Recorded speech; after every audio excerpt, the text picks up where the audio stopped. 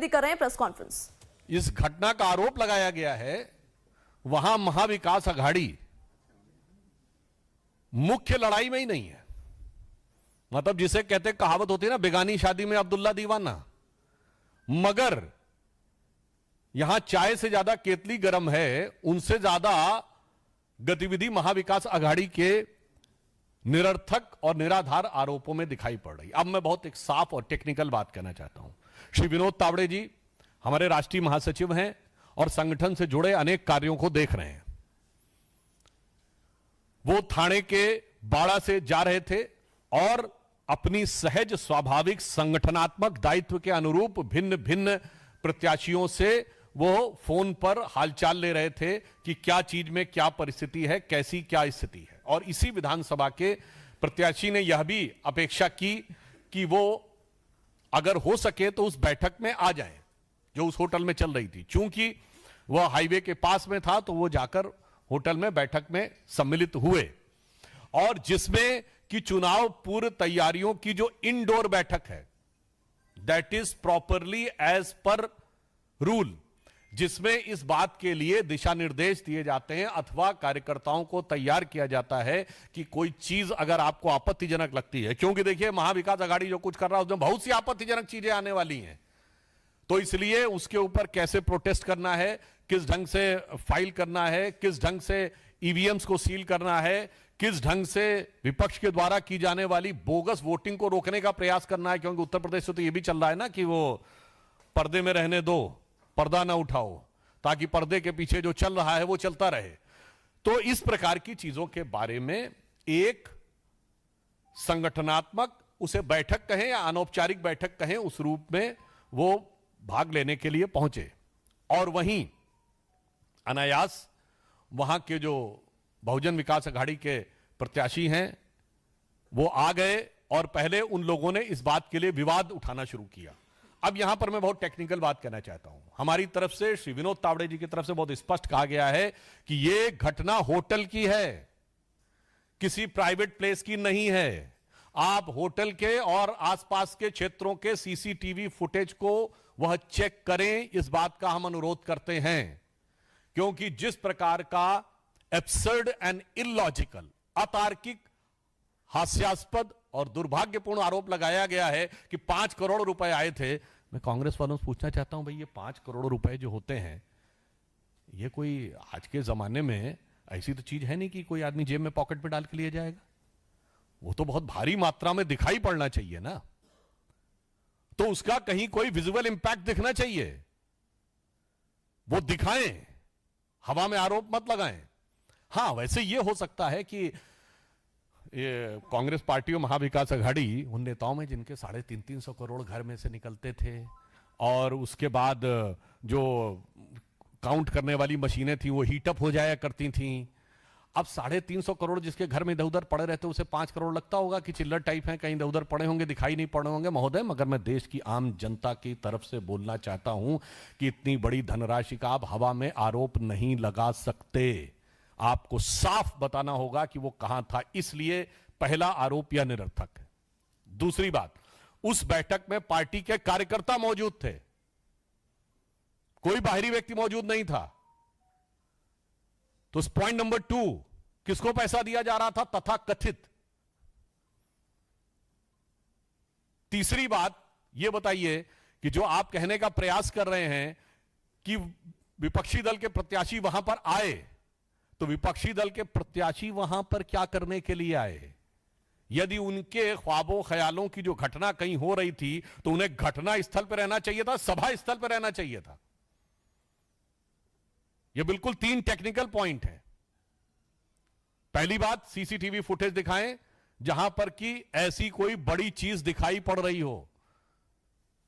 दूसरी बात, वहां बैठक हो रही थी और सिर्फ भाजपा के कार्यकर्ता थे।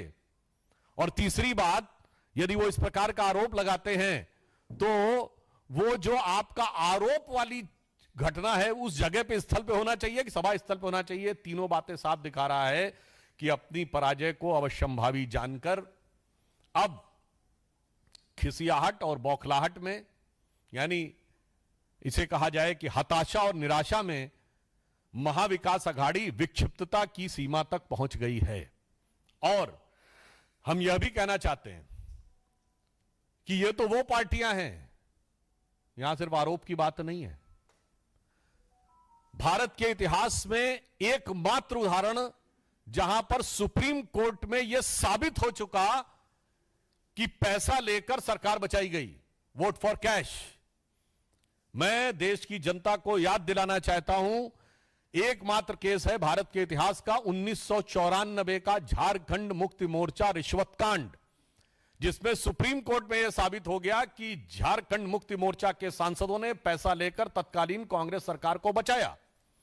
परंतु संसद में वोटिंग को न्यायिक समीक्षा का विषय नहीं बनाया जा सकता है, इसलिए उन पे कार्रवाई नहीं हुई। और आपको ध्यान हो, इसी वर्ष सुप्रीम कोर्ट ने अपने उस जजमेंट को रिव्यू किया है, यानी अब कोई पैसा लेकर वोट देकर बच नहीं सकता।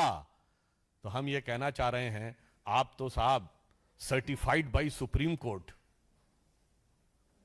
कैश फॉर वोट के पुराने चैंपियन हैं, आज के नहीं 30 साल पहले वाले हैं। और आप देखिए, संयोग से झारखंड में भी चुनाव है और ये दोनों पार्टियां साथ साथ हैं। यानी अगर इस इंडी गठबंधन की इन पार्टियों के लिए कहा जाए जेएमएम और कांग्रेस फिर आज साथ साथ हैं, तो इनके लिए मुझे वो पुराने गीत की वो पंक्ति याद आती है जो था ना, वो कई साल पहले मुझे तुमसे प्यार था। तो इनके लिए नजर आती है कि 30 साल पहले मुझे तुमसे प्यार था, 1994।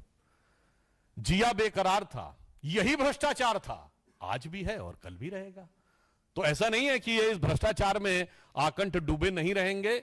इसलिए मैं इस बात को बहुत गंभीरता से लेना चाहता हूं कि चुनावों को प्रभावित करने के लिए, भ्रमित करने के लिए इस प्रकार की जो हरकतें महाविकास अघाड़ी कर रही है, पहले तो इनमें आपस में ही प्रतिस्पर्धा थी, आपस में प्रतिद्वंदता थी, और अब ये महाराष्ट्र और देश की जनता को भ्रम में डालने का जो यह प्रयास कर रहे हैं, देश की और महाराष्ट्र की विवेकपूर्ण जनता इसे भली भांति समझती है। और मेरा यह विचार है कि ऐसे किसी भी प्रयास को, चाहे वो फतवे जारी कराना हो, चाहे वो पर्दे में वोटिंग कराना हो, अथवा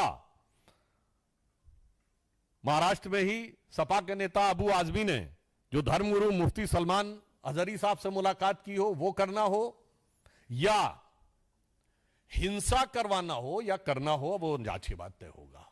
या यूं मैं कहूं कि हिंसा की रहस्यमय घटनाओं का लाभार्थी बनना हो। What I can say, to become the natural beneficiary of a very conspicuous and suspicious events of violence, अथवा बगैर सीसीटीवी फुटेज के, बगैर किसी आरोप आधार के, बगैर वहां घटना स्थल पर पहुंचे हुए, बगैर उस चुनाव की मुख्य लड़ाई में हुए निरर्थक आरोप लगाना हो, ऐसा कोई भी प्रयास सफल होने वाला नहीं है।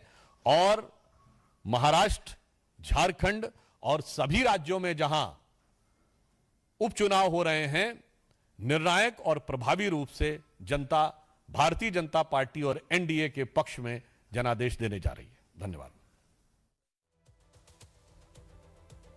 तो इस बीच एक और बड़ी खबर आपको बता दें, विनोद तावड़े कैश कांड पर उद्धव ठाकरे का बयान सामने आया है। उद्धव ने कैश कांड को नोट जिहाद बताया है। बांटेंगे तो जीतेंगे, बीजेपी का फॉर्मूला है, उद्धव ठाकरे ने कहा है। तो इस वक्त इस पूरे मामले को लेकर एक और बड़ी अपडेट आपको बता दें, विनोद तावड़े कैश कांड पर उद्धव ठाकरे का बयान भी सामने आ गया है। उद्धव ने कैश कांड को नोट जिहाद बताया है। तावड़े जी को तो पीएचडी मिलनी चाहिए। पिछले कुछ दिनों में उनकी तारीफ हो रही है कि कहीं कुछ राज्यों में उन्होंने सरकार गिराई, कुछ राज्यों में उन्होंने बीजेपी की सरकार बनाई, तो उसका क्या राज है, वो बात आज सामने आई है। और ये बीजेपी का नोट जिहाद है। पैसा मतलब बांटेंगे, पैसा बांटेंगे और हम जीतेंगे, बांटेंगे और जीतेंगे, ऐसा कुछ लग रहा है। तो इसके ऊपर सख्त से सख्त कार्रवाई होनी चाहिए। अब देखते हैं चुनाव आयोग क्या कर रहा है।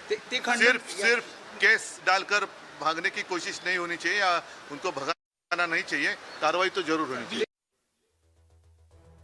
तो विनोद तावड़े कैश कांड पर उद्धव ठाकरे का बयान सामने आया है और इस कैश कांड को उद्धव ठाकरे ने नोट जिहाद बताया है और साथ ही साथ उद्धव ठाकरे ने कहा कि बांटेंगे तो जीतेंगे बीजेपी का फॉर्मूला है। तो इस पूरे मामले को लेकर जहां एक तरफ इलेक्शन कमीशन ने एक्शन ले लिया है, एफआईआर दर्ज कर ली गई है विनोद तावड़े के खिलाफ, उसके बाद अब उद्धव ठाकरे का बयान इस पूरे मामले को लेकर सामने आया है और इस कैश कांड को उद्धव ठाकरे ने नोट जिहाद बताया है और साथ ही साथ बांटेंगे तो जीतेंगे बीजेपी का फॉर्मूला है, यह भी बड़ा बयान दिया है उद्धव ठाकरे ने।